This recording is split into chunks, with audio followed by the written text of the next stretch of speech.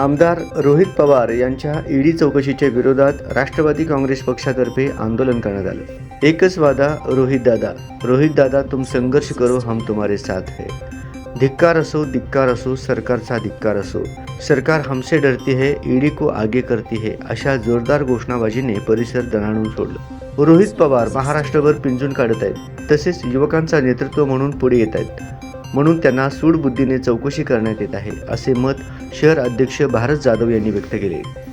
यावेळी प्रदेश उपाध्यक्ष प्रमोद दादा गायकवाड, युवक अध्यक्ष अक्षय वाकसे, कार्याध्यक्ष सरफराज शेख, विद्यार्थी अध्यक्ष निशांत साळवे, महिला अध्यक्ष सुनीता रोटे, युती अध्यक्ष प्रतीक्षा चव्हाण, चंद्रकांत पवार, दिनेश शिंदे, लकी गायकवाड, गोवर्धन सुंचू, नुरुद्दीन मुल्ला, जावेद शिकलगार, अक्षय जाधव, संजय गायकवाड, सादिक मुजावर, नूर नदाफ, वैभव विभूते, संजय गायकवाड, समर्थ लवटे, लक्ष्मण भोसले आदी पदाधिकारी व कार्यकर्ते मोठ्या प्रमाणावर उपस्थित होते।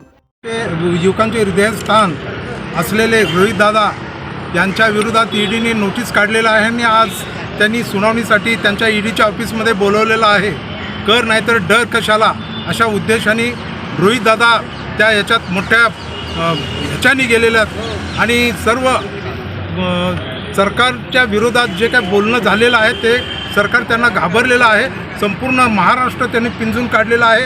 आता आपल्याला याच्यापासून धोका आहे, रोहित दादापासून धोका आहे असं सरकारला वाटत असल्यामुळे त्यांनी हा पाऊल उचललेला आहे। ईडीच्या बाबतीत बोलायचं झालं तर ते ईडी हे आपल्या भाजपचं एक घटकच असल्यासारखं आम्हाला वाटू लागलं, सर्व जनतेला वाटू लागलं आहे आणि ह्याच्यातून रोहितदादांना काहीच होणार नाही अशा विचारात रोहितदादा मोठ्या याच्याने त्या ईडीच्या ऑफिसला सामोरे गेलेले आहेत आणि ते नक्कीच बाहेर पडतील।